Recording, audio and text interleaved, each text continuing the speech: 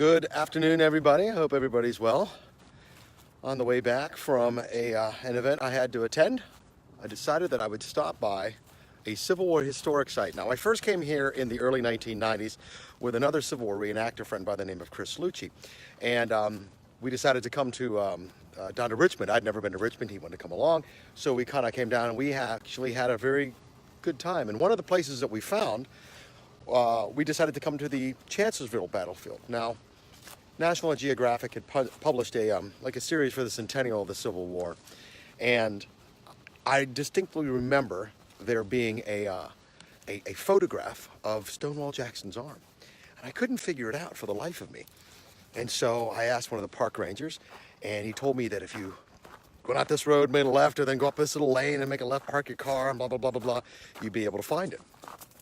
So lo and behold, we did.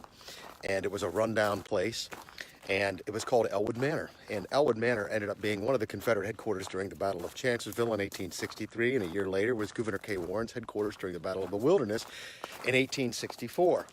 But I thought it exceptionally fascinating that this actually existed, because I thought it was really weird reading in the magazine. So today, as you see behind me, is Ellwood Manor, and my little device is flipping out here. So we've come out here in search of Stonewall Jackson's arm.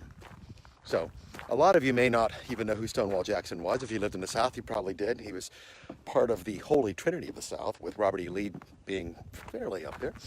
In any event, Stonewall Jackson, Jim Algren, where? Ellwood Manor, Chancellorsville battlefield. Jim says, okay. Very good. Sorry, I can't see anything. I'm looking practically right into the sun. In any event, the area that we're at, Chancellorsville Wilderness area, was a hotly contested area. It's west of Fredericksburg, Virginia. And in 1863, you had the Battle of Chancellorsville, which was a town probably about 10 miles that direction. In the battle range, it was between the Army of Northern Virginia, commanded by Robert E. Lee, and the Army of the Potomac, commanded by Joseph Hooker. And it occurred over several days, but we actually just look at it as being May 2nd and May 3rd. So anyways, on the evening of the 2nd of May, Jackson is actually scouting a little bit more of a position that he's going to take the next day. Darkness fell on the 2nd. He had done this sweeping flanking move of the federal forces, and it was awesome. Then darkness came, and then as the battle went into the darkness, he ended up being out beyond his own lines, and was on the way back, coming back through his own lines. He comes through his picket line, which, for those who are not really aware of what military terms are, picket line is almost like a guard line, and to make sure that the enemy wasn't coming in, and then they could actually fire alerts and then get everybody behind them knowing, hey, we're being attacked. So someone on the Confederate picket line in the North Carolina regiment calls out halt, who goes there, and before any response can be made, gunfire erupts, and Stonewall Jackson is wounded in his left arm. So that evening they have to amputate his arm. Now, his arm is amputated at a place called Wilderness Tavern, which is probably about a mile in that direction. But it is very strange. Now, Ellwood Manor was actually owned and managed by the Lacey family. And there was a family cemetery on the property. But because Jackson being in the Holy Trinity of the South, they decided to bury his arm and mark that his arm was buried. I thought it was very, very weird. So this is the cemetery that is on the property. There are no tombstones anywhere in the cemetery except for one. And it's not a tombstone, it's not a gravestone, it is a marker. And under that marker, legend has it, is the arm of Stonewall Jackson. So here in this serene field, in this family cemetery at Ellwood Manor, is this marker. Now, the Park Service doesn't exactly know if this is indeed the spot where Jackson's arm was buried. It could denote that the arm was buried in the cemetery and they don't know where. The stone was not erected till probably 40 or 50 years after the war was over. So get some radar.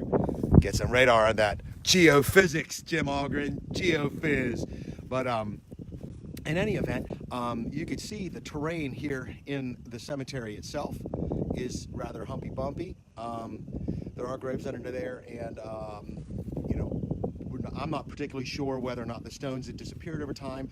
I know that up in Zillionople, Pennsylvania, up near where I'm from, there was a Harmony cemetery because of the Harmony Society, and they didn't want gravestones. They wanted everybody to be buried so that they would be equal in death, so they didn't have a bigger or more ornate tombstone than the other individual.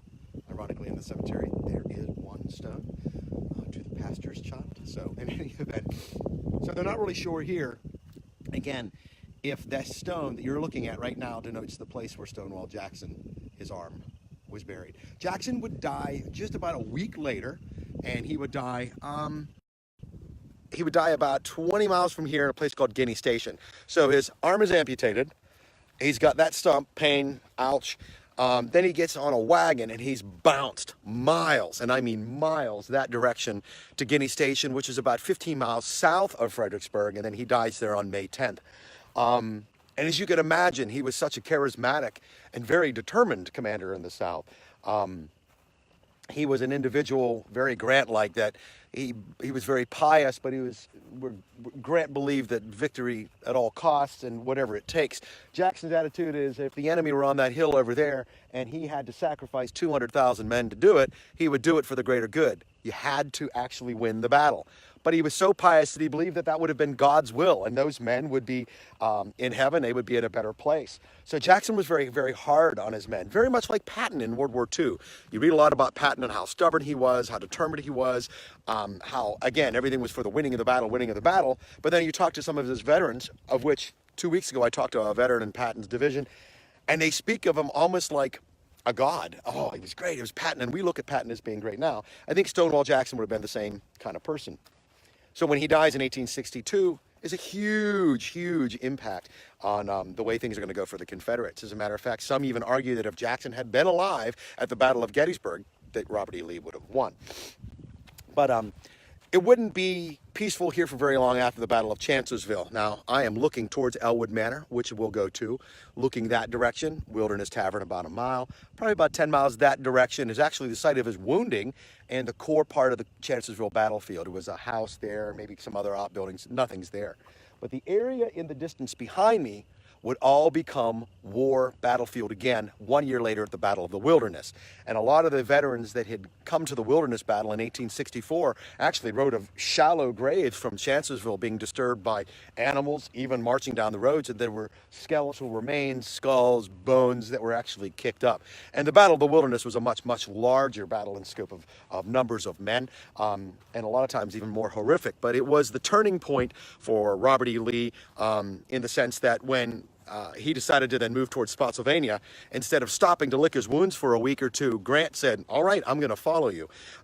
So that was the different type of commander than would have been here at Chancellorsville, where Hooker was like, oh God, I just lost the battle. I gotta wait here.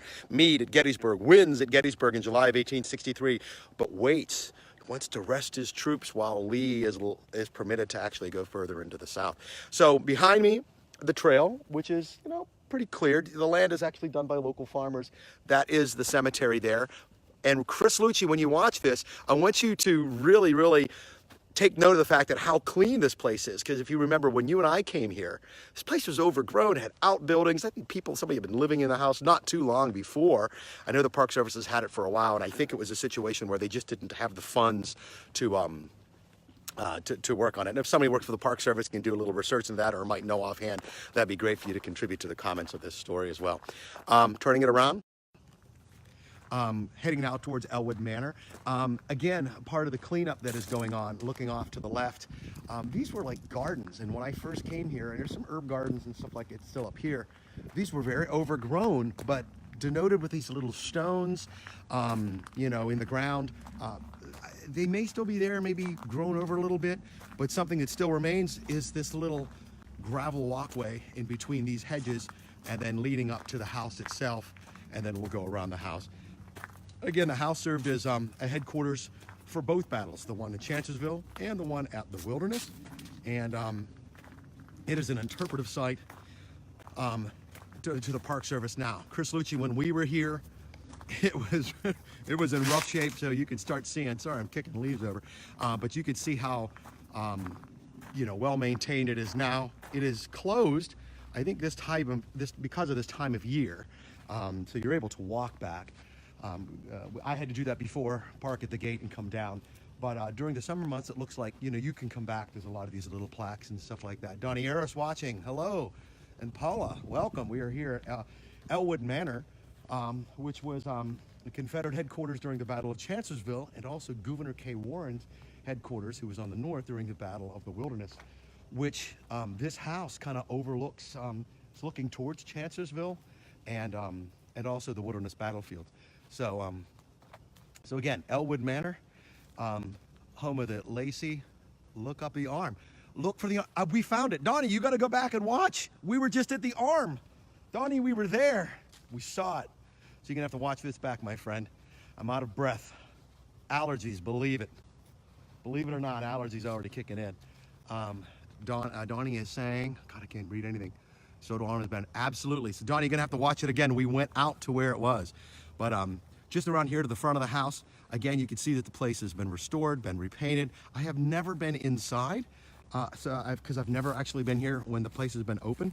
I'll have to come back in the summertime. This is about an hour from my house, but I thought it would be a very, very interesting little stop on the way back from Gloucester, Virginia today, to kind of show you what the plantation looks like, what the grounds look like, the mystery of the arm, and how that all goes too. Now, one of the things that is very, very interesting about the way that all this plays out, and this is, I get a lot of questions from a lot of people, because the Civil War I kind of know a lot about, not nearly as much as my other friends. People like Scott Buffington I can barely even use this thing. But my friend Scott Buffington has probably forgotten more about the Civil War than I ever knew. People like John Pagano, who is into material culture, that knows more stuff about uniforms and stuff. It's incredible. So I'm kind of like more like of a broad stroke individual. But a lot of questions that I get is the talk about Robert E. Lee being in command of the Confederate Army. And you have to realize that, no, I don't. Anyways, things asking me a question. Is that Robert E. Lee was not in command of the Confederate Army. He was in command of the Army of Northern Virginia, of which there were several armies like that size in the Confederacy. Just like in the North, we had the Army of the Potomac. Again, there were several armies and in different theaters. Now, it is true that in 1864, Ulysses S. Grant commands all of the federal armies, and he chooses to do so from the field or from the saddle, and he attaches himself to the Army of the Potomac. But George Gordon Meade, who was promoted right before the Battle of Gettysburg, remains commander of the Army of the Potomac until the end of the war, the longest commander of the Army of the Potomac, but Grant is attached to him. And Robert E. Lee, if I'm not mistaken, he doesn't become commander of all Confederate forces until February of 1865. So he's only got like a month or two before his surrender to Grant that he is in command of the entire Confederate Army. So when you come here, this wasn't the entire Confederate Army fighting the entire Union Army at Chancellorsville or at the Wilderness, Gettysburg, Antietam, any of these, Spotsylvania, whatever, any of these little smaller battles. You're talking about different armies that would have fought here. People are talking.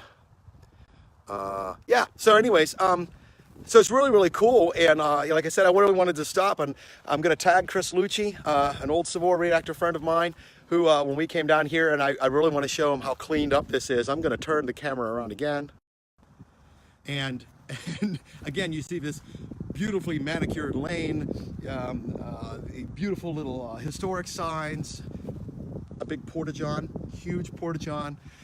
When I first came here, there was farm equipment and fallen down old buildings and stuff like that. So they've really, really done a number here. If you want to come visit it, it's technically on the Chancellorsville battlefield. It's very close to the intersection of Virginia routes 3 and 20.